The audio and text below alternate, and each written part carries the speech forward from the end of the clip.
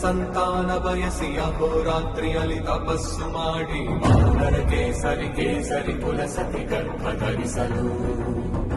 ಜನಿಸಿದನೊಬ್ಬ ಅಸಮಾನ ಬಲೋದ್ಧಾತನು ಸಂಯುತನು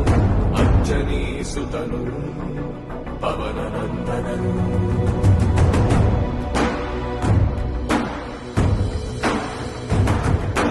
ಅರುಣ ಕಿರಣಗಳ ಉದಯೋನ್ಮಾದವ ಹುಟ್ಟು ಚಪ್ಪರಿಸೋ ಹಣ್ಣೆತ್ತುಕೊಂಡು ಸೂರ್ಯ ಮಂಡಲಕ್ಕೆ ನುಗ್ಗಿ ಬಾಂಡೆರೆದ ಹಂಬಲಿಸಿ ತನ್ನ ದೇಹ ಹಿಗ್ಗಿ ಸೂರ್ಯ ಮರೆಯಾಗಿ ಜಗವು ಕಾಕತ್ತಲಾಗಿ